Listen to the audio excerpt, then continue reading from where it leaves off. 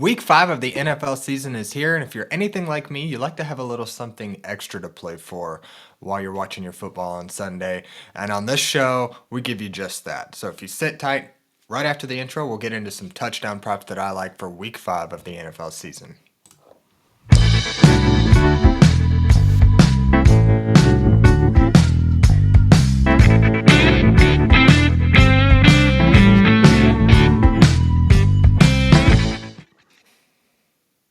Welcome back to the DFSG Plus channel. I'm your host on this show, Axton Harding, and you can find me on Twitter at XmanIDP. Feel free to reach out to me there if you like any particular props or you just want to talk something outside of touchdown props. I do make other bets. But on this show, for the all intensive purposes of the show, I'm doing touchdown props all year long. Each and every week, I'll give a handful of my favorite touchdown props that I like. Make a case. If you like my case, maybe you tail one or two.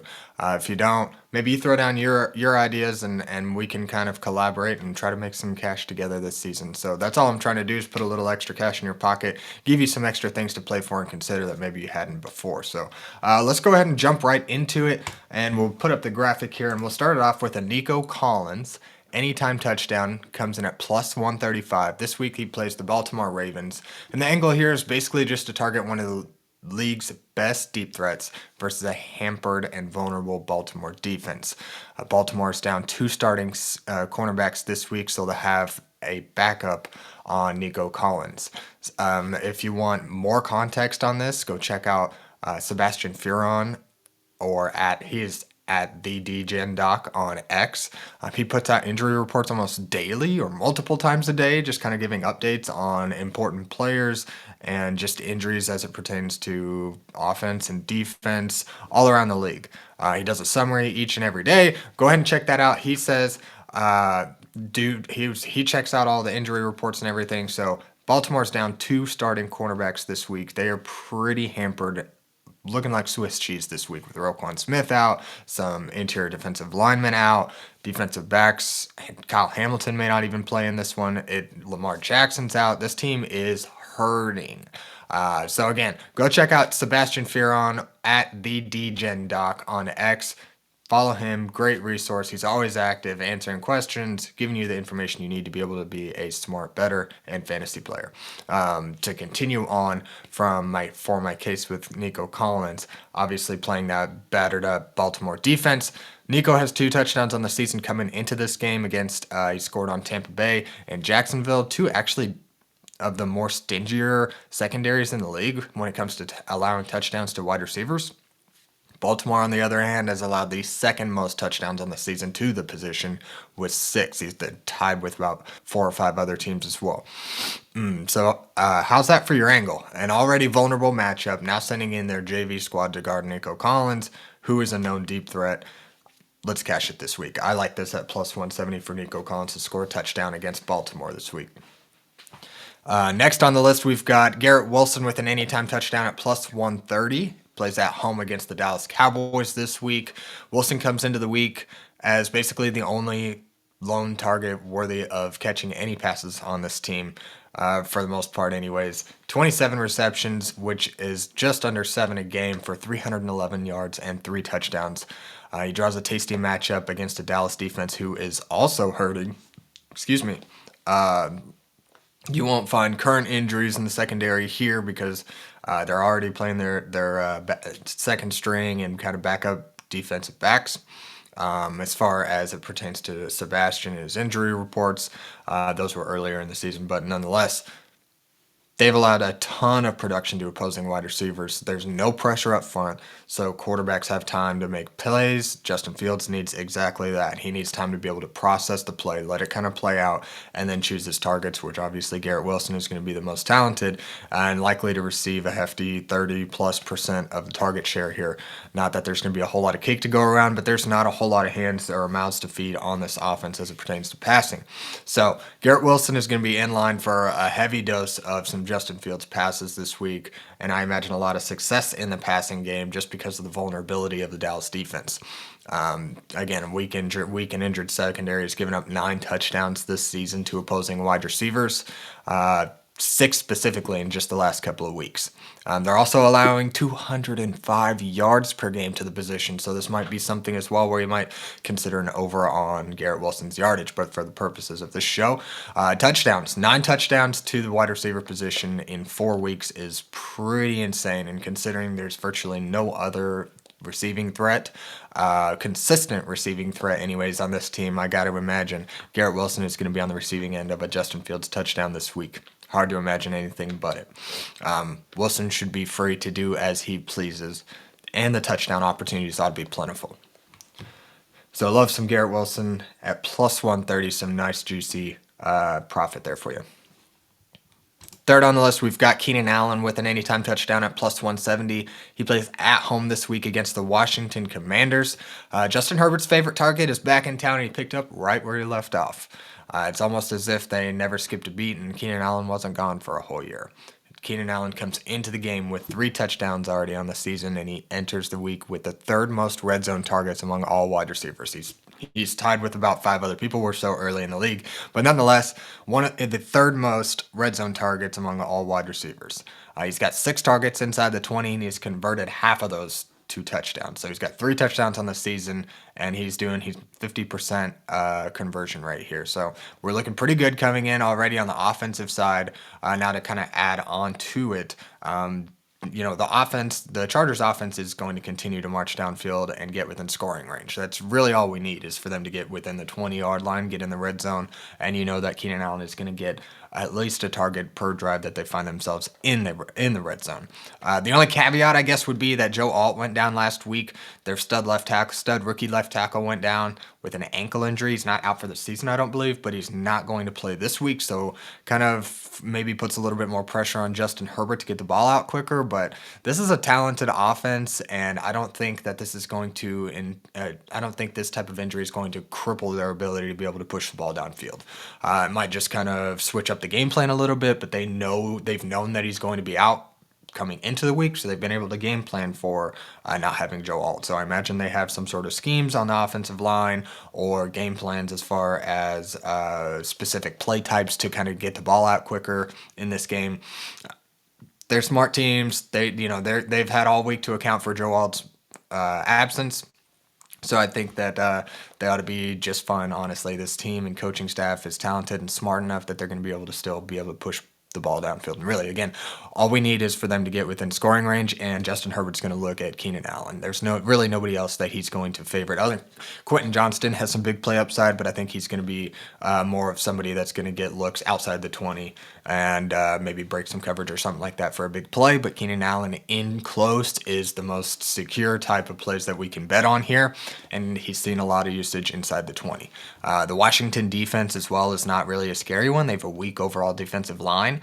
Their run defense is okay just because they have Bobby Wagner and Frankie Louvu there in the second layer of that defense in the linebacking core. But the secondary is just filled with a bunch of young talent, a lot of guys who have talent and are great producers, but they're not really they're not in their prime quite yet. They're pretty young and learning and developing, so they're not quite shut down by any stretch of the imagination. They're talented, they're getting production, but as far as shutting down opposing wide receivers, they're still going to be able. They're still young. They're going to have make mistakes. There's going to be when you're playing a young secondary against a veteran wide receiver like Keenan Allen, he's going to have ways to be able to break this secondary down. And these guys are still, as I mentioned, developing. They're not quite in their prime yet. They're going to have trouble guarding a guy like Keenan Allen, who is a pretty crafty wide receiver. So he shouldn't have any trouble getting open against some young guys here. And that chemistry between him and Justin Herbert is undoubted. So I like Keenan Allen here. Plus 1, 3 touchdowns on the season. And he's still at plus 170 here. And it's a pretty tasty matchup. So I like these odds for Keenan Allen. Let's see if we can cash that this week. Now let's round up the show here with what I'm calling the Tampa Bay versus Seattle special here. We've got 2 guys here, and honestly, I like if you sprinkle a little bit on both of these guys. I think the odds that one of them hits is so high here, you're going to profit no matter what. Long you place a straight bet on either one of these guys and only one hits, you're still going to make money. And if they both hit, you're making like 4 or 5 times your money. So that's incredible value. And here's my case as well, because off the rip, this doesn't necessarily look like a super tasty matchup. The Seattle secondary is pretty stout. But go check out Sebastian Ferron, another one of his, another addition or piece to his injury report from this week, all throughout the week. Seattle's secondary is hampered. Tampa Bay's secondary is hampered as well. So if you wanted to even throw in maybe a JSN touchdown, he's only got one on the season, so he should be due. I also like that play as well. So we could probably throw JSN down here as well. And I imagine the odds are probably going to be pretty hefty, kind of closer to that Chris Godwin range here at plus 245. And I don't even think I covered it. Mecca Egbuka's anytime touchdowns plus 170, Chris Godwin plus 245. So you're looking at some pretty nice cash should one of these guys score. And with cornerbacks down on both sides of the ball, we've got Devon Witherspoon down for Seattle, their nickel corner, and then they've also got Julian Love is out, the safety for Seattle. So we're going to see some Nick Amon-Wari, who is a talented safety coming into the NFL, but first NFL start and some veteran wide receivers and some Tampa Bay offense with a lot of momentum who's going to pass a lot. Nick Amon-Wari might be good for your IDP fantasy football leagues, but when it comes to guarding guys and keeping them from scoring, I imagine in his first NFL start, he's probably not going to be a shutdown safety. He's not going to just completely... He might fill the stat sheet, but he's not... A first NFL start is a perfect opportunity for a guy like Chris Godwin and Mecca Egbuka to capitalize on some inexperience, a player who actually did need some development. So you take advantage of that first NFL start on a Nick Amon-Wari and the second string nickel corner coming in. I don't care who it is. These guys have been so hot, and Baker Mayfield is scorching right now, and he ought to be passing the ball plenty. He's throwing the ball 35 plus times a game. This is a great matchup to target receiving threats here. While we have injuries on both sides of the ball, as I mentioned, with Devon Witherspoon and Julian Love out for Seattle, and then on Tampa Bay, both cornerbacks for Tampa Bay are out. I'm pretty sure they might have 3 defensive backs who are out, so they're going to be playing a second or third string corner here against JSN. That's kind of where I was throwing JSN at. So I could probably have thrown JSN in here just as easily, but he's not quite the touchdown threat that Chris Godwin or Mecca Egbuka are. So that's where I threw my preferences down. Feel free to throw in, sprinkle in a little JSN as well. But look, we've got 2 high-end wide receivers here playing for a pass-happy quarterback in Baker Mayfield, who I mentioned throws the ball 35 or more times a game, and is down his primary running back as well. So that just spells more passing. This spells, obviously more passing, and then also an RB committee situation. So backup running backs, I imagine that they're just going to want to, heave the ball downfield and take advantage of a weak Seattle secondary who's missing some players here. So, I think it is worth sprinkling a little bit on any one of these guys, or even all 3, in all honesty. Well, maybe not all 3. Take your pick here. Emeka Egbuka, Chris Godwin, JSN. I wouldn't mind sprinkling a quarter of a unit, or a little bit of something on all these guys, and I wouldn't be surprised if you get 2 or even all 3 hit, in all honesty, with the kind of matchups that we're looking at. I think we're looking at a shootout as it pertains to this game. I think we're going to see a lot of back and forth. This ought to be a pretty good game with secondaries on both sides just being hampered. I bet Sam Darnold and Baker Mayfield ought to have their way in the passing game. So it'd be kind of interesting to see how it plays out. So, again, prime matchup and lots of injuries at play here that the books aren't necessarily accounting for. So, again, go ahead and thank Sebastian Ferron and follow him on X at the DGenDoc. And go check out his injury reports. It's something that could help you with fantasy, sports betting, you name it. So, it's very, very informative, and he shows how it's going to relate, and kind of gives you a little very valuable tidbits of information as it relates to injuries. So, this game ought to be a good one to target, and Sebastian can back that up as well. So let's just kind of recap here. We've got Nico Collins, anytime touchdown, plus 135 against Baltimore this week. Garrett Wilson, an anytime touchdown at plus 130 against Dallas.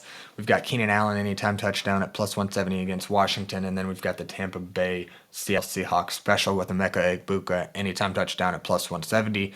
Chris Godwin, anytime touchdown at plus 245. And I even sprinkled a little bit in there afterwards of JSN, who I imagine was probably looking at plus 200 or more for an anytime touchdown this week. So these are my targets. If you like my case, Feel free to tail if you have any of your own that you like, or if you just want to chat other betting options. Feel free to throw it in the comments. Reach out to me on Twitter or X at XManIDP.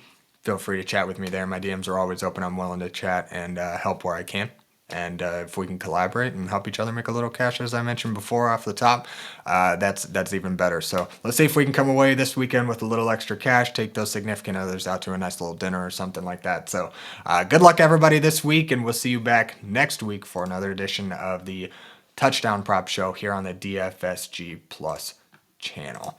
Thanks again, everybody.